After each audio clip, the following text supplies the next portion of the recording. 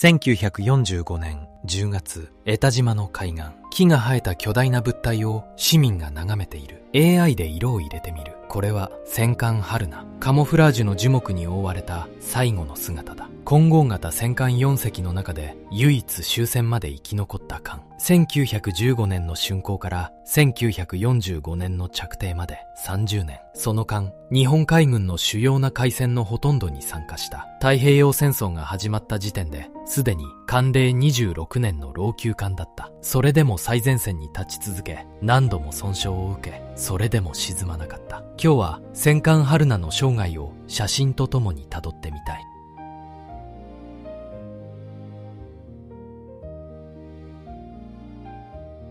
白黒写真のカラー化にあたり協力いただいた東京の画像加工業者リタッチインクさんの復元方法では、従来手法のように白黒の上に色を塗るのではなく、 AI が写真そのものを補正し、当時カラーカメラで撮ったらこう写っていたかもしれない姿に近づける。これはおそらく従来の方法よりもずっと肉眼で見た光景に近い復元方法だ。興味のある方はリタッチインクレタッチ会社とGoogle で検索してみてほしい。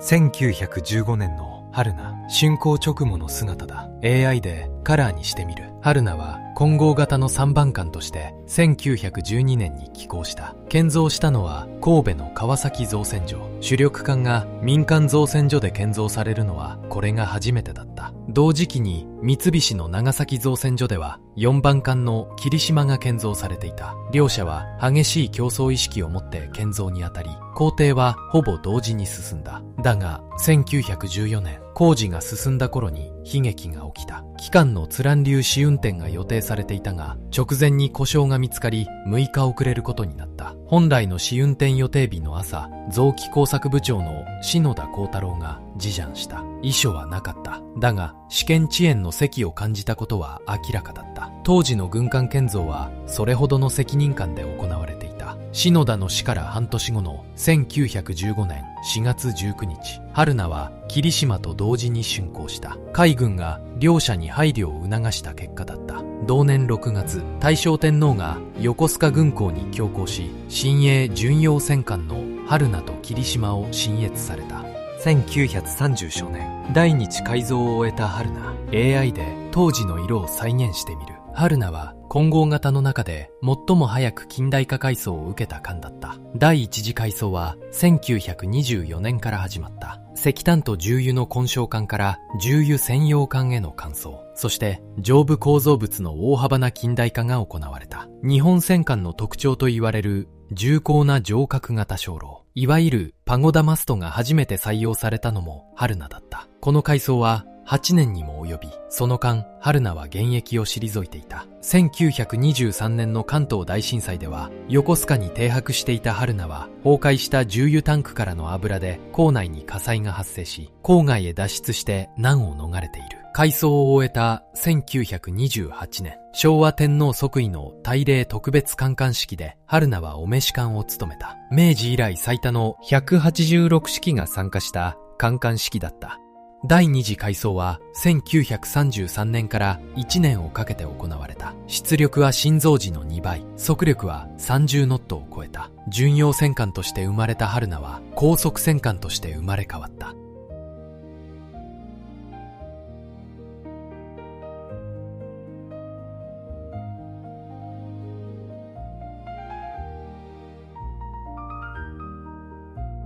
昭和10年度、軍艦春菜、乗員一同。 AI で色をつけてみる。艦橋のてっぺんまで乗員が並んでいる。その数約1300名。艦名の由来は群馬県の春菜山だ。戦艦なのに山の名前を持つのは混合型が当初装甲巡洋艦として計画されたためだ。艦内神社は春菜神社から分末され、艦長以下乗組員がたびたび参拝した。春名神社からも神職が派遣されるなど交流が続いた。この写真の人たちがこの後の激戦を戦うことになる。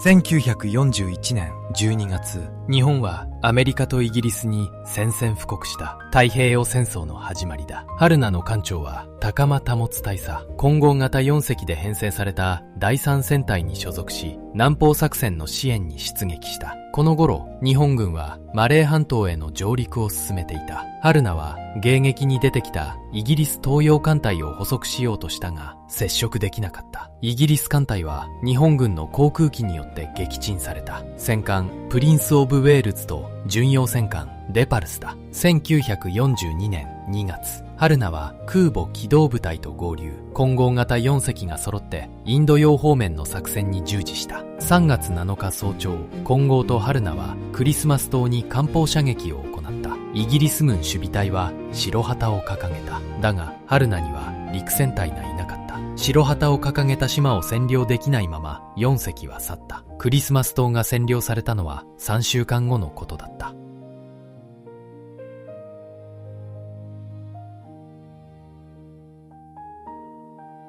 1942年6月、ミッドウェー海戦。太平洋の中央に位置するミッドウェー島をめぐる日米の大規模な海戦だった。春名は霧島と共に空母機動部隊の護衛についていた。早朝、春名は搭載する水上偵察機を索敵のため発進させた。その後、ミッドウェー基地のアメリカ軍機が攻撃を仕掛けてきた。春名も爆撃を受け、試金弾があった。だが、深刻な損害ではなかった。しかし、その直後に事態は一変する。アメリカ軍機動部隊のドーントレスの急降下、爆撃で空母3隻が相次いで被弾、炎上した。赤に加賀、宗龍。春名は残った飛龍の護衛に回った。飛龍の司令官は山口多門少将。だが飛龍もやがてアメリカ軍機の空襲で炎上した。飛龍炎上後も春名はドーントレスの攻撃を受け、さらに B17 の爆撃で下元に試金弾を受けたが、致命傷には至らなかった。日本海軍はこの海戦で4隻の空母を失った。ミッドウェー海戦については別動画で詳しく解説しているので、そちらの動画もぜひ見てほしい。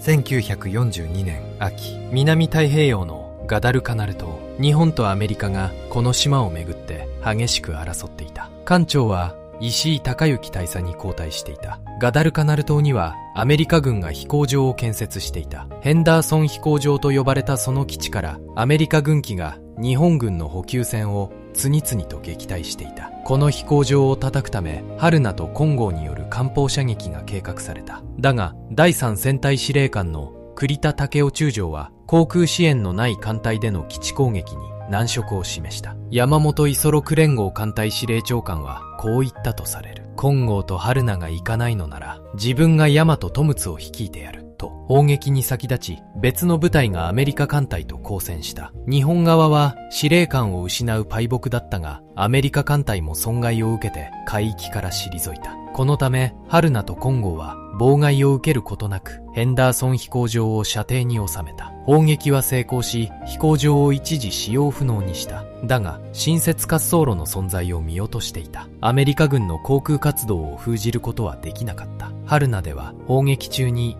弾薬庫員2名が熱射病で亡くなっている。11月、第3次ソロモン海戦で、比叡と霧島が相次いで沈没した。金剛型は、金剛と春名の2隻だけになった。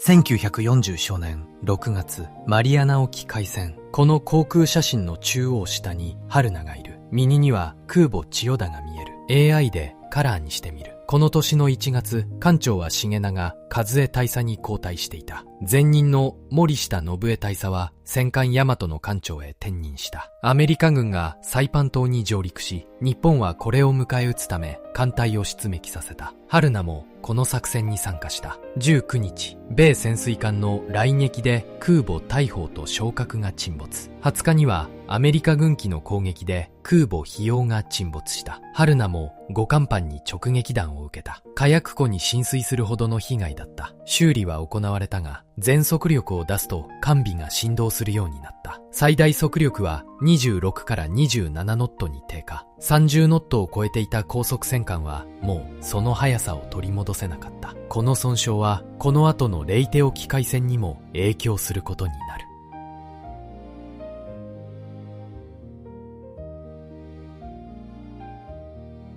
1940初年10月、レイテ沖海戦、フィリピンのレイテ島にアメリカ軍が上陸した。日本海軍は残存する艦隊の総力を挙げてこれを迎え撃った。太平洋戦争最大の海戦だった。春菜は栗田武笹率いる艦隊の一艦として参加。レイテ湾に突入し、アメリカ軍の上陸部隊を砲撃する作戦だった。アメリカ艦隊を追撃したが、マリアナで受けた損傷による艦尾の振動が影響し、今後ほどの戦果を上げることができなかった。栗田武笹より撤退命令が下され、キトのスルークで春菜はさらに資金弾を受けて損傷した。11月16日、大和、長門、金剛がブルネイを出港し、日本へ向かった。春菜はブルネイに残された。そして21日、金剛がアメリカ潜水艦の雷撃で沈没した。海戦時に4隻だった金剛型戦艦は春菜1隻を残すのみとなった。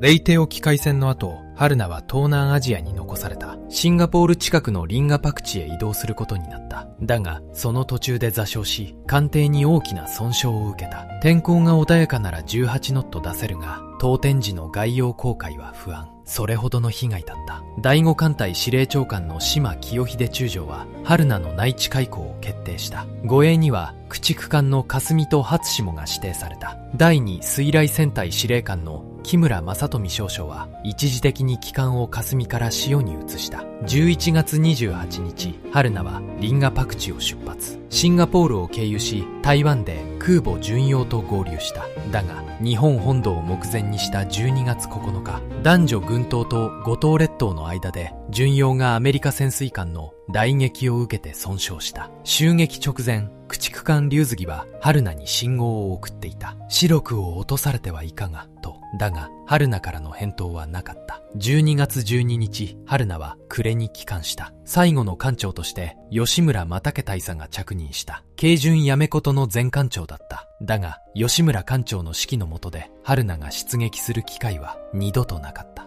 1945年に入ると、日本は艦船を動かす燃料にも事欠いていた。AI でカラーにしてみる。春菜は呉で停泊するのみとなった。3月19日、アメリカ第58任務部隊の関西機に爆撃を受けたが、この時の被害は軽微だった。4月、春菜は予備艦席に入った。対空火器や副砲の大半が取り外され、陸上防衛に転用された。6月22日、B29 の爆撃で直撃弾を受けた。防空砲台として呉の対岸にある江田島の商用海岸に移された。そして7月24日と28日、アメリカ第38任務部隊による大規模な空襲が始まった。燃料もなく動けない状態の他の軍艦とともに、春菜も集中攻撃を受けた。春菜は2番砲塔の砲速照準で3式弾を撃ち、激しく抵抗した。B24 爆撃機2機を撃墜している。タロア号とドンサムレディ号。だが、20発以上の命中弾を受け、春菜は大破、着底した。撃墜された2機の乗員は捕虜となり、広島に収容された。そして8月6日、尋問のため東京に送られた機長1名を除き、乗員は全員原爆で被爆死した。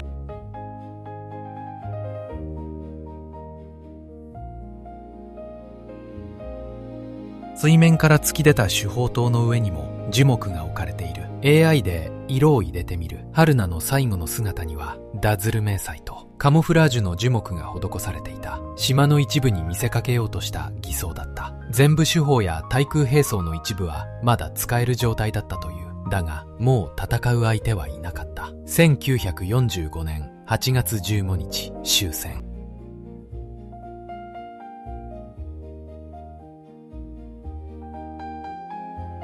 海上から見た春菜、AI でカラーにしてみる。背後の山の段々畑と樹木に覆われた環境が重なっている。米戦略爆撃調査団の記録によると、春菜が呉停泊中に受けた命中弾は、3月19日に1発、6月22日に7発、7月24日に1発、7月28日に7発、他に試金弾多数。右舷側は江田島に近かったため、攻撃は左舷に集中した。残された写真を見ると、後部は大きく傾斜し、艦首の左舷側も大破しているのがわかる。